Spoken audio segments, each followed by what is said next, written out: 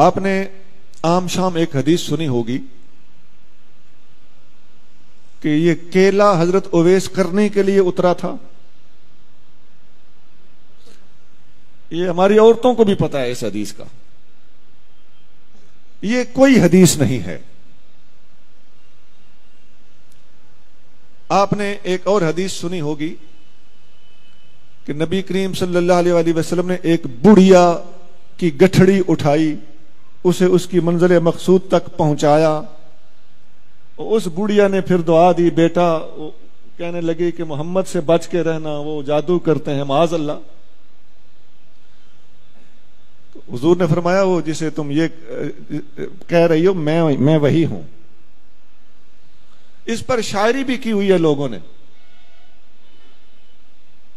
یہ کوئی حدیث نہیں ہے. وہ کوڑا پھینکنے والی بوڑھیا کی عورت حدیث آپ نے سنی پڑی ہوگی, ہم نے اس کا کہیں وجود نہیں دیکھا. وہ حضرت بلال حبشی نے صبح کی اذان نہ دی تو سورج نہ نکلا. یہ سب کسی قوال کو کہیں سے ملی ہیں, ان کا کتابوں میں کہیں وجود نہیں ہے.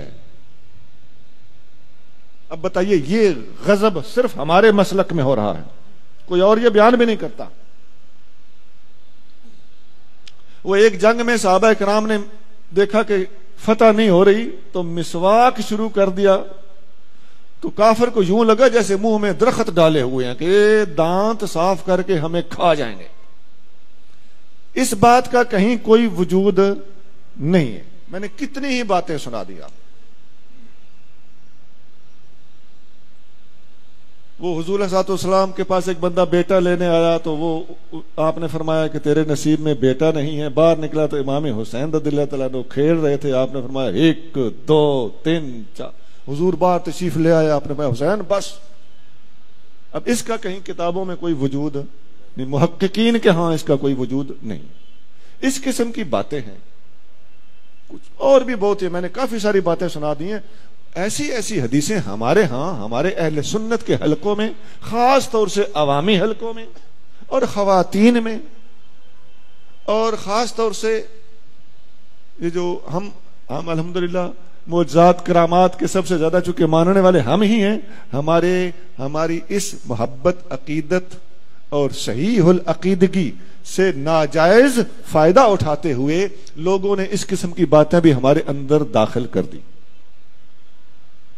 میں نے پوری احتیاط سے کام لیتے ہوئے کچھ باتیں بتائی ہیں. میرے ذہن میں اور بھی وہ حدیثیں ہیں جن کو حدیثیں کہا جا رہا ہے, وہ حدیثیں نہیں ہیں.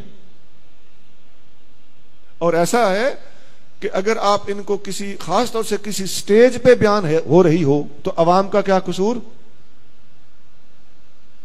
میں اپنے بیٹوں سے درخواست کروں گا کہ حدیث آپ نے کنفرم کیے بغیر کبھی بیان نہیں کرنی, اور اگر کوئی بیان کرے آپ کو پتا ہو کہ یہ حدیث نہیں ہے تو اسے ضرور سمجھانا ہے. نہیں تو دین کا بہت بڑا نقصان ہو رہا ہے اور ابھی اور ہو چلا ہے. جرت کوئی نہیں کرتا کسی کو سمجھانے کی اپنی عزت بچانے کے لیے. جھوٹ بولا جا رہا ہے, اگر آپ سمجھو تو آپ کو کہے گا کہ تیری عقیدت میں فرق ہے, تیری محبت میں فرق ہے. نہیں جناب, یہاں سے ہمیں کوئی راستہ نکالنا ہوگا, ہمیں یہ جرت کرنا پڑے گی, ہمیں حق گوئی سے کام لینا ہوگا. ہمیں فاروق اعظم کی طرح یقول الحق ولو کان مرا, فاروق حق بولتا ہے خواہ کڑوا ہو, اس کا مصداق بننا پڑے گا.